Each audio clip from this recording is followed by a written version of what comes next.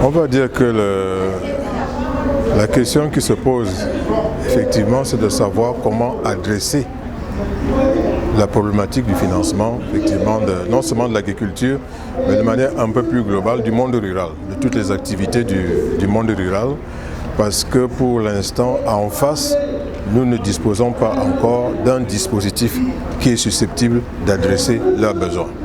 Voilà en fait le problème, en termes de financement uniquement. Mais il est bien entendu que, comme dans toute activité, parce qu'à la fin de la journée, il s'agit d'une activité,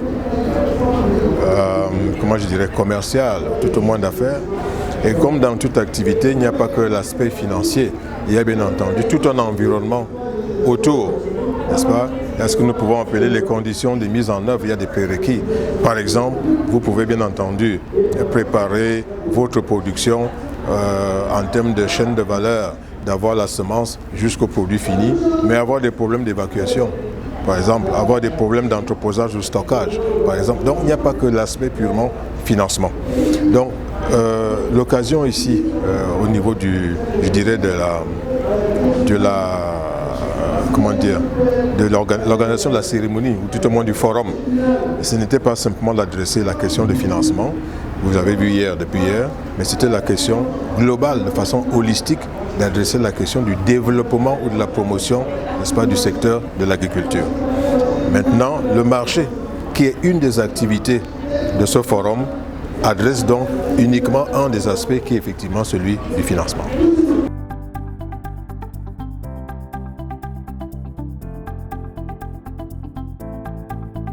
Dire qu'on puisse éventuellement éviter ou de contourner, je ne pense pas que le problème se pose véritablement en ces termes. En ce sens que d'abord, première des choses, dans le cadre de, comme nous appelons le processus ou la procédure d'octroi de prêt, pour nous, au niveau de la finance, la garantie intervient bien entendu en tout dernier lieu. C'est-à-dire c'est la question où on répond à la question de savoir, au cas où ça ne marcherait pas, est-ce que j'aurai des voies de recours, j'aurai la possibilité de pouvoir récupérer les fonds. Mais on ne finance pas sur la base de la garantie.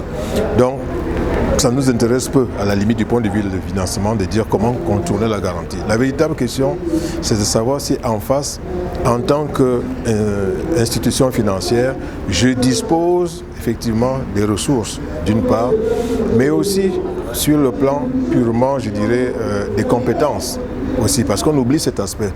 Il s'agit d'une activité tout à fait particulière. Je veux dire que financer l'agriculture, ce n'est pas semblable au financement, par exemple, du commerce, voilà, qui est une opération, n'est-ce pas, qui ne demande aucune transformation, aucun travail particulier, donc très peu de compétences en termes techniques quand on fait du commerce, puisque j'achète et je revends en l'état. Tandis que quand je fais une activité, par exemple la construction, ou que je transforme des produits, ou que je fais de l'agriculture, à ce moment-là, il y a un problème de compétence qui se pose. La compétence se pose non seulement à la base, c'est-à-dire de l'entreprise elle-même qui fabrique le bien ou qui produit tout simplement, mais se pose aussi au niveau de la banque. Est-ce qu'au niveau de la banque, je suis capable de comprendre cette activité? Vous voyez ce que je veux dire? Donc, il ne s'agit pas simplement de financement, mais il s'agit aussi de sources de financement en termes de... Est-ce que j'ai les ressources qui permettent d'adresser ce besoin? Parce qu'à chaque type de besoin correspond un type de ressources tout à fait particulière. On n'utilise pas toutes les ressources pour n'importe quel besoin. Première chose. Et de deux, est-ce que je suis outillé au niveau de mes ressources humaines internes à la banque pour comprendre la problématique qui est posée par l'entreprise, je dirais, agricole, qui vient effectivement poser son problème. Ne serait-ce que pour cette raison, si je ne comprends pas l'agriculture, je ne peux pas financer. Voilà. Donc, c'est un point beaucoup plus complexe qu'il n'apparaît.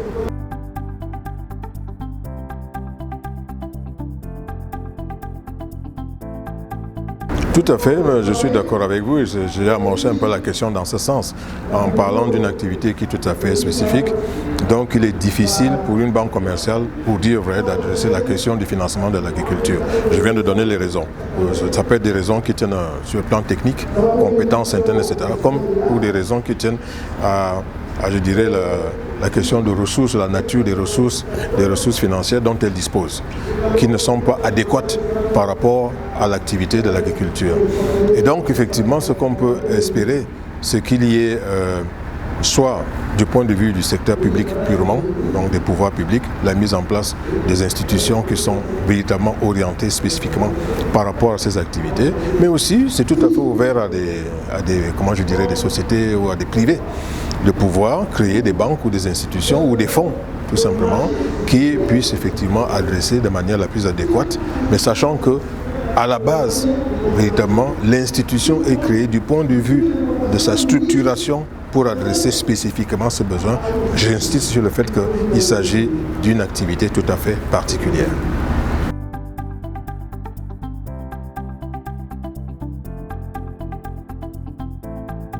La question qui se pose, je dirais, aux PME est semblable à celle que nous venons, ou similaire à celle que nous venons d'élaborer ou de discuter relativement à l'agriculture. Sans compter que l'un dans l'autre, on se retrouve. Parce que qui dit PME dit aussi PMA, petite entreprise agricole.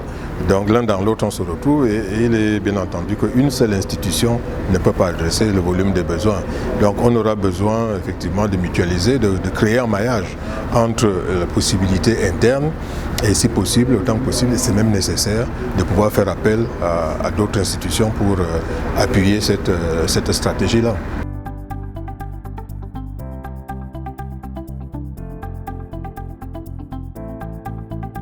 Je dois dire qu'en ce qui concerne, de ce que je sais, au niveau de la Banque centrale, la réforme, tout au moins la réflexion n'a pas encore été engagée dans ce sens, pour une raison simple, parce que la BEAC ou la Banque centrale travaille essentiellement dans le cadre, je dirais, en perspective de la banque commerciale. Et je vous ai déjà dit tout à l'heure dans quel esprit la banque commerciale fonctionne. Il faudrait qu'effectivement maintenant, la Banque centrale puisse intégrer le fait qu'au-delà de la banque commerciale, pour lesquelles elle est déjà outillée en termes de suivi, en termes d'argent, on peut aussi penser à la création d'autres types d'institutions, dont notamment des banques agricoles ou des institutions financières agricoles, et que pour cela on mette en place, encore une fois, des outils spécifiques qui permettent le suivi, n'est-ce pas, et l'appui ou la promotion à ces secteurs-là. Donc, mais on ne peut pas réformer en fait le système existant actuel en lui-même. En fait, il faudrait plutôt apporter quelque chose de plus, vous voyez ce que je veux dire? C'est-à-dire que vous ne pouvez pas, encore une fois, transformer une banque commerciale en banque agricole. Voilà ce que je veux dire, pour parler simple. Donc maintenant, il faut intégrer de nouvelles formes de financement, une nouvelle offre de financement que la BEAC pourra donc adresser. Voilà en quels termes la question se pose.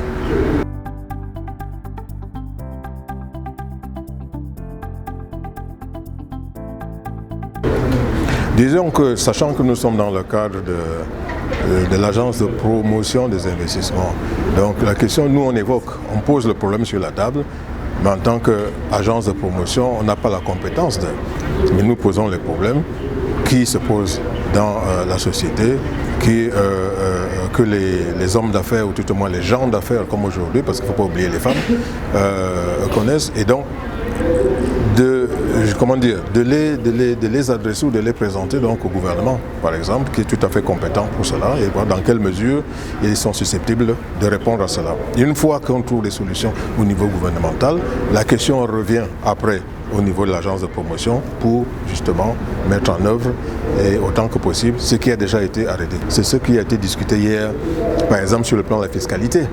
N'est-ce pas? Ce sont des organisations soit publiques comme l'agence de promotion, soit plutôt à caractère privé comme le GECAM, qui ont souvent soulevé des problèmes qui concernent. Et c'est une fois que le retour est fait que ces organisations ont la possibilité maintenant d'en faire profiter la population, je dirais les hommes d'affaires ou les femmes d'affaires d'une manière générale.